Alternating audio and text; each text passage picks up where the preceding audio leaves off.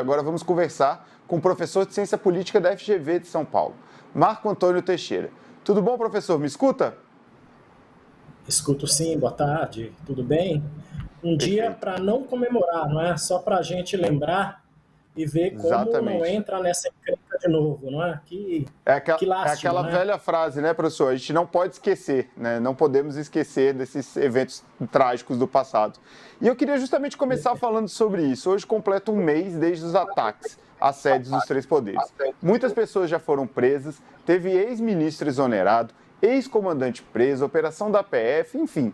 Né? Depois desse um mês, como o senhor avalia a situação do Brasil hoje? O que podemos tirar de lições desses ataques e o que podemos aprender com o que aconteceu após os ataques? Olha, eu acho que a grande lição que nós temos que tirar desse ataque é que nós temos que levar a sério, tá? Qualquer tipo de ameaça que se façam às instituições e à democracia. Nós passamos aí 4 anos, né, com quase que ameaças diárias perpetradas por autoridades, com apoio de muitas vezes de autoridades, né? E a gente sempre ali achando, olha, isso é uma bobagem, isso passa, não é? Eu vejo o 8 de janeiro como consequência dessa sucessão de pequenos fatos, não é, que foi criando uma espécie de caldo anti-institucional, antidemocrático, e que, de certa forma, se agudizou com o resultado da eleição. O que aconteceu? Um grupo que foi para o jogo com o resultado da eleição passou a pensar da seguinte maneira: já que eu não ganhei o jogo, não é, vou melar o jogo para que a bola volte a ficar comigo. Não dá para brincar de democracia. Não é? Ou a gente firma um compromisso que temos todos que zelar pela democracia e firmamos também um compromisso de combater firmemente todo discurso e toda atitude antidemocrática, ou então os fatos que aconteceram em 8 de janeiro, eles podem voltar a qualquer momento. Sobretudo, se não houver punições aí exemplares, sejam essas punições dirigidas a quem for. Os números, são assustadores. Nós estamos falando aí de mais ou menos 1.000 pessoas ainda presas, O cálculo do prejuízo também são assustadores, Agora, obviamente, que o maior susto que a gente teve é ver que houve aí facilitação dos sistemas de segurança, tanto do Distrito Federal como aquele que deveria estar protegendo o Palácio da Alvorada, protegendo o STF, protegendo o Poder Legislativo, como também a gente percebe que aqueles famosos acampamentos nos quartéis dos exércitos, sobretudo de Brasília, foram os lugares onde partiram tudo isso. Então, nós temos que aprender com isso para preservar a democracia, mas, sobretudo, fortalecer a cultura democrática. Eu acho que esse é um ponto de partida para nós daqui para frente. Perfeito, professor. E eu queria saber a sua avaliação sobre o período de intervenção aqui no DF. Ele deveria ter continuado por um período maior ou é importante que dessa volta do comando para a liderança local? Como o senhor avalia isso? Olha, ao que tudo indica, a intervenção cumpriu um papel importante, que foi retomar a hierarquia, retomar o comando e, obviamente, que pacificar o Distrito Federal no que se refere, sobretudo, à proteção do patrimônio público, tá? E à proteção dos prédios dos três poderes. Tem uma governadora que ela está no mandato,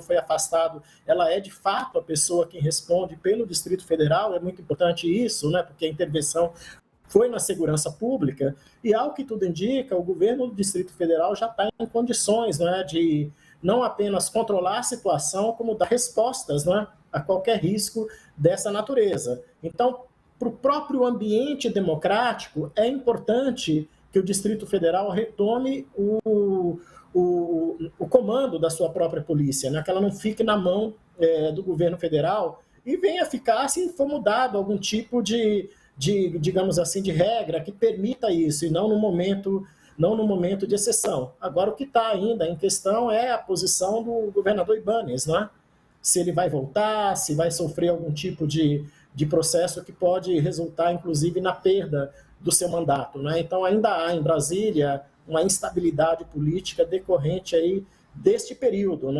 Então, vamos esperar um pouco, mas é bom a gente lembrar a Câmara Distrital está funcionando normalmente, os poderes distritais estão funcionando normalmente, e tem uma governadora que está ali, tá, no dia a dia, e que, inclusive, participando de reunião de governadores com o presidente da República e com os demais governadores, com esse intuito, né, de ter uma articulação nacional para evitar que situações dessa natureza novamente ocorram. Perfeito. Professor, existe uma avaliação quase consensual de que, vamos dizer assim, a fracassada tentativa de um golpe de Estado acabou gerando uma mobilização das forças democráticas em prol do novo governo.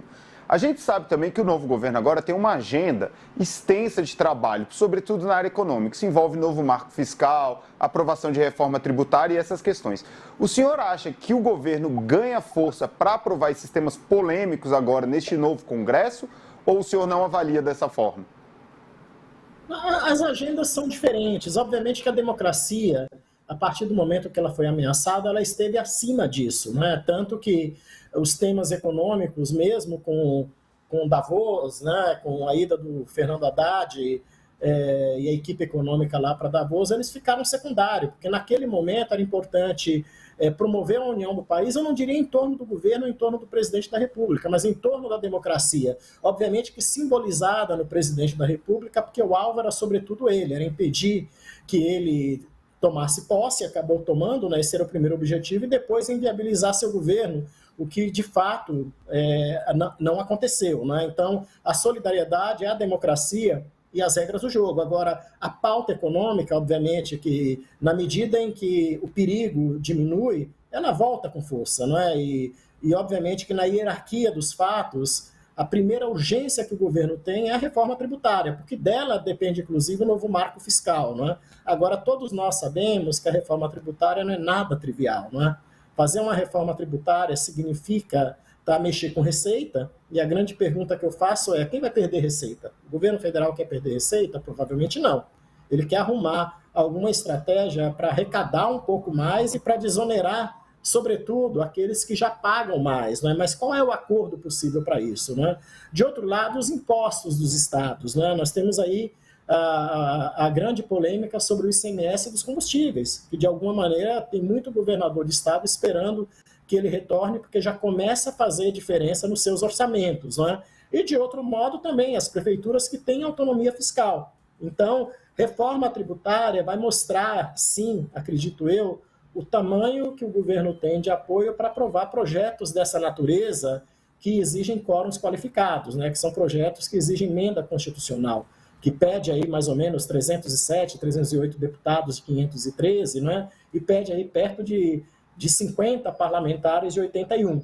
Então, o governo vai mostrar a sua capacidade de articular, de negociar, de construir consenso, não é? Exatamente nesse momento. Eu acho que houve um grande perdedor de 8 de janeiro, e o perdedor foi o bolsonarismo. Tá? O bolsonarismo ele encolheu, porque ele perde prestígio nesta camada mais moderada, que tinha um sentimento antipetista muito forte, mas que não topa a aventura autoritária. E que numa situação como essa, graças a Deus, fica ao lado da democracia. Professor, com essa sua última fala, eu vou aproveitar como um gancho justamente para a gente tentar discutir um pouco a situação, não do bolsonarismo, mas do ex-presidente Jair Bolsonaro depois desses ataques. Tem a questão dos ataques, tem a questão da minuta do golpe que foi encontrada na casa do ex-ministro do governo dele, o Anderson Torres.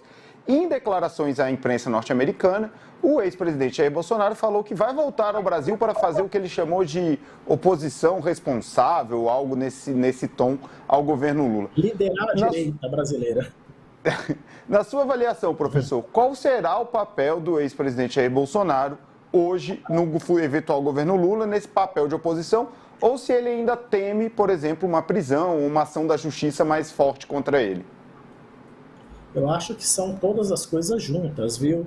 Ele teria tido um papel muito importante de oposição se optasse por, primeiro, reconhecer o resultado e, segundo, assumir esse papel no momento certo.